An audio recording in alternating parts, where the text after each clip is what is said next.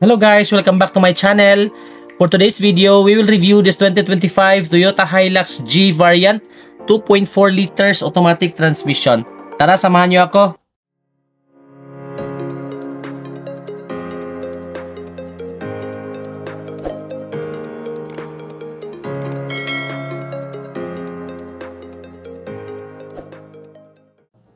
Alright. So this is the 2025 Toyota Hilux G variant automatic transmission, 2.4 liters, 2GD FTV turbocharged diesel, 6-speed automatic transmission. Yung price po pala nito is 1,740,000 pesos SRP. One of the toughest and most dependable pickup truck for any duty is this Toyota Hilux, a pickup truck that is well known worldwide. The Hilux has received a lot of recognition for its reliability since 1968. So ikutan muna natin yung sasakyan guys bago natin kunin yung mga detalye. Yung platform po nito is based doon sa Toyota IMV platform and front engine, rear wheel drive. And of course, this is a 4x2 variant. And mapapansin natin guys, yung color po nito is black. Yung fuel tank capacity is 80 liters with 148 horsepower and 400 Newton meter of torque. Yung length po niya is 5,365 mm, width is 1,855 mm, and yung height is 1,815 mm.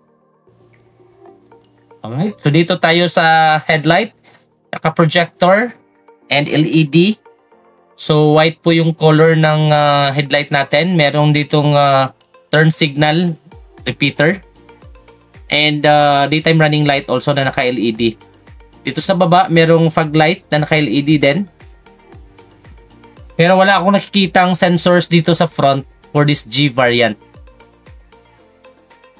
So dito sa front fascia, it's a combination of chrome accents and matte black finish na mga claddings. And what's the good thing of this G variant guys is naka-LED na po yung headlight natin, multi-reflector.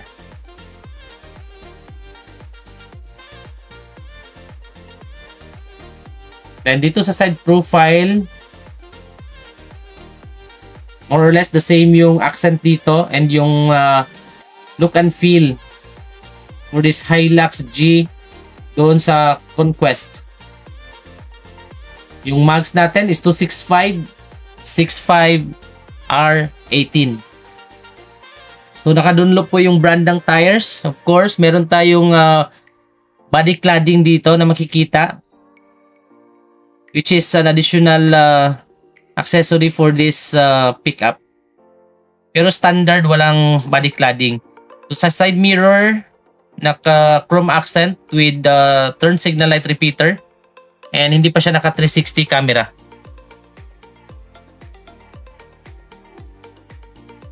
So yung Hilux badge, naka chrome accent yung door handle with accessory. So dito sa side, naka-piano black finish yung accent, which gives more attention also dito sa side profile. So of course, yung stepboard, naka-black yung color, standard. And merong gas tank cover na may Hilux emblem.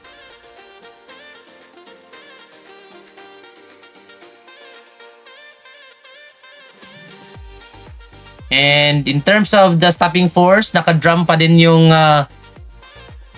braking system dito sa likod for this G variant. And then yung antenna, hindi pa siya naka-shark fin. Standard pa din yung antenna. And wala din ako nakikita ditong roof rail. So dito tayo sa likod. Naka-LED yung mga tail lights. Tapos meron tayong nakikita ditong dalawang sensors.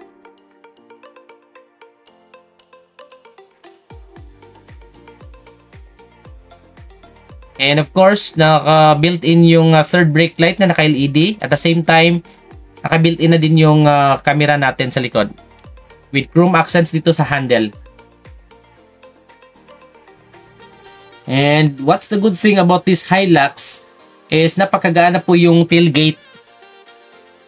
Kung bubuksan mo kasi pwede siya one hand kasi meron siyang mechanism dito na tailgate assist. Sobrang gaan po ng door sa likod because of this mechanism. So pwede siya one hand. So of course meron siyang bed liner. Included na po siya. So yung Hilux G variant na badge.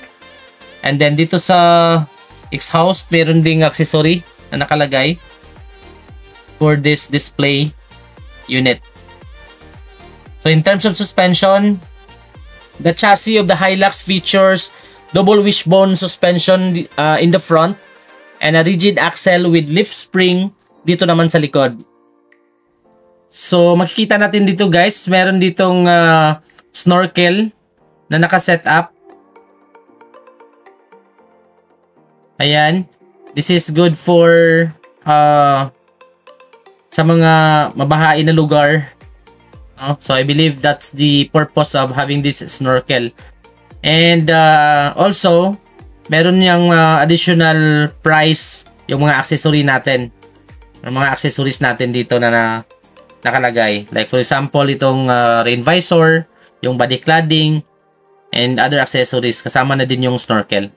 Right, so pasok tayo dito sa loob.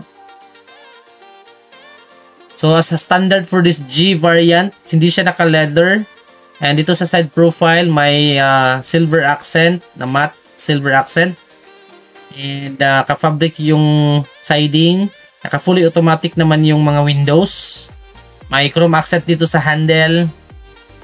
And yung adjustment ng side mirror. Yung cup holder.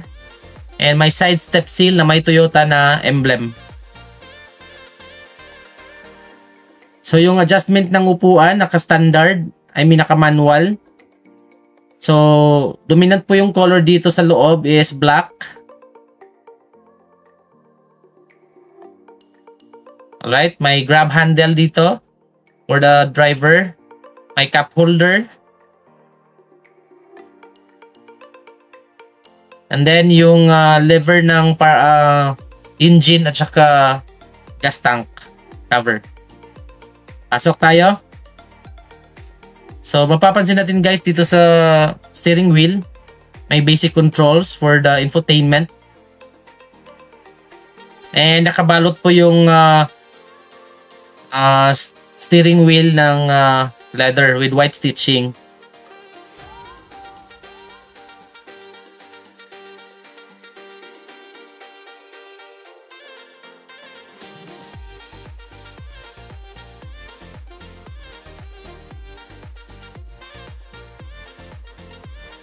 So, naka-push start button for this G variant.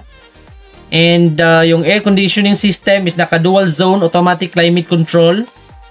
And in terms of infotainment, it has an 8-inch touchscreen with 6 speakers capable of AM, FM, Bluetooth, USB, Apple CarPlay, and Android Auto.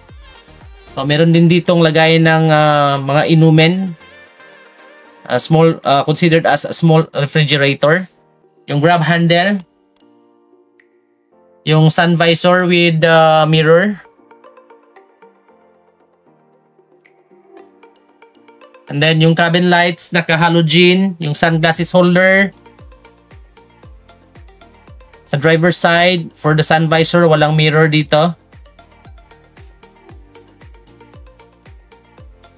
Yung control ng AC, naka-dual yung AC natin for this G variant.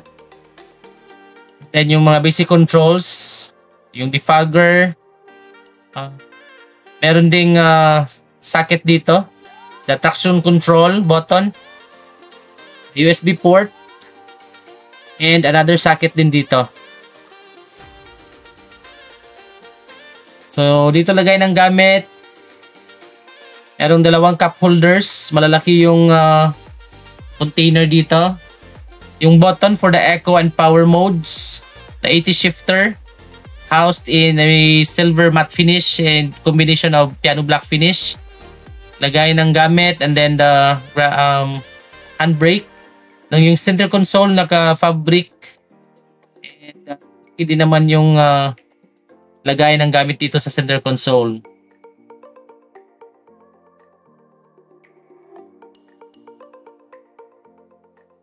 So yung cabin light naka-halogen.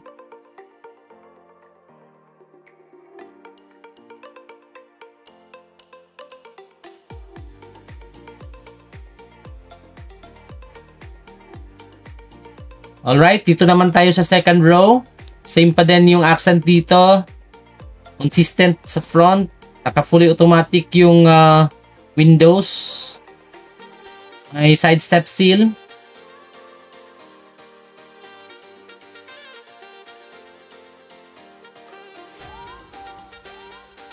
Yung packet and the hook that can carry at most 4 kilograms. And what's the good thing of this Hilux is meron siyang grab handle dito. Sana lagyan din ng ganito sa Fortuner. Kasi wala tayong nakikita ng ganyan, no, grab handle for the second row for the Fortuner. For the dashboard perspective,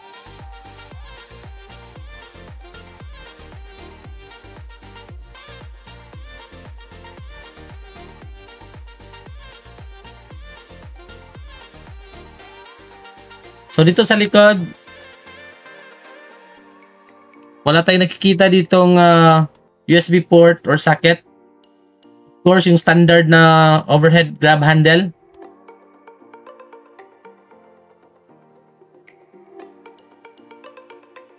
And meron tayong nakikita ditong center console na may cup holders, dalawa.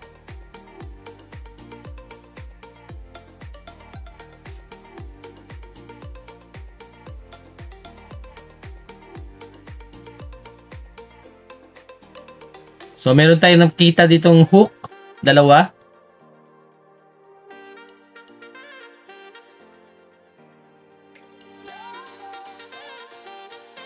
So in terms of the legroom space, I'm 5'4", so okay din yung legroom space dito. Adjustable naman yung upuan for the driver at the same time doon sa passenger. In terms of safety, airbags are a standard component of the safe Toyota Hilux. So standard po dito yung airbags sa driver at saka sa passenger. But of course doon sa mga higher variants, merong side curtain airbag, knee airbag, at saka doon din sa likod meron ding airbags. But for this variant, only for the passenger and the driver yung airbag po nito.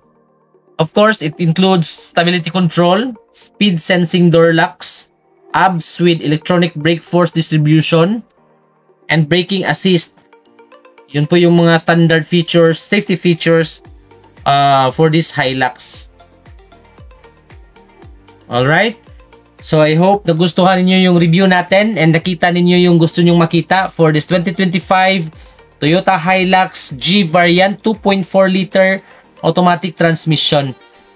Please don't forget to like, follow, and paki-share na din yung video natin and paki-hit na din yung notification bell para ma-update kayo sa mga next upload natin. Bye and God bless. Thank you for watching.